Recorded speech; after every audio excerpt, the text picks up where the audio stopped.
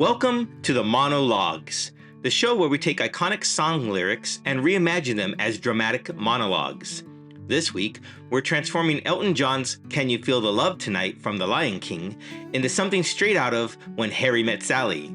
Think diner coffee, neurotic musings, and the messy, magical reality of falling in love. Let's dive in. You ever have one of those moments where the world just stops? Not in a big dramatic way, like in a movie where the music swells and everyone gasps. No, in this quieter, simpler, it's like the chaos of life. The honking horns, the dry cleaning that's 2 days overdue, the fact that your lunch was granola bar and 3 Tic Tacs just fades.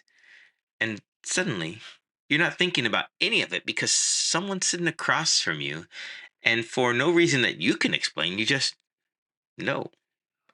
That's what it felt like the first time I realized I loved her. It wasn't fireworks or choirs of angels. It was calm. Like the kind of calm you feel when you turn off a blaring car alarm. Like I didn't have to be on or interesting or even remotely normal. I could just be. And for someone like me, who spends approximately 90% of his life over analyzing everything, that's no small thing. And the thing is, it wasn't just that moment. It was every little thing leading up to it. Every time she laughed at a joke that I didn't even know was funny. Every time she looked at me like I wasn't some walking disaster masquerading as a human. It's like I was this big, restless mess of a person, always chasing something I couldn't quite name.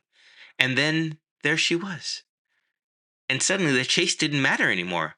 Because for the first time, I wasn't running. It's funny.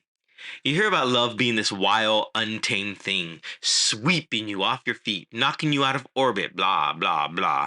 But for me, love wasn't some big dramatic declaration. It wasn't a grand gesture. It was just knowing.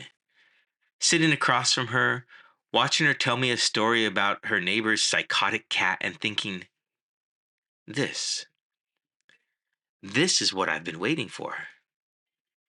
And you know what's the best part is? It wasn't perfect, and it didn't need to be. It wasn't some glossy rom-com montage with a soundtrack by Harry Connick Jr. It was messy, awkward. Her coffee had lipstick on the rim, and my tie had a stain from what I think was lasagna, but might have been pizza.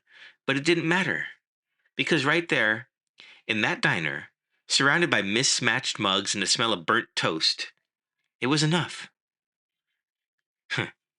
It's enough to make a cynical, neurotic New Yorker like me believe, for just 1 second, that love isn't this impossible thing reserved for poets and fairy tales.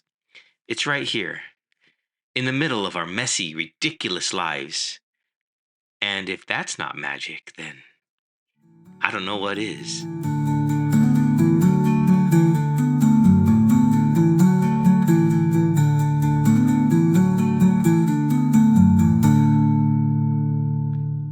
Thank you for tuning in to the Monologues. Just a quick note. The original works we explore and transform are the creative property of their respective artists, and our reimaginings are shared with deep respect for the original creators. Our interpretations are intended to inspire and engage, offering a fresh perspective on beloved songs and lyrics. We'd love to hear from you. Got a favorite song you'd like to see get the monologue treatment? Drop us a comment or send us your suggestions. Your favorites could be the inspiration for a future episode. Until next time, keep finding the magic in every story and every song.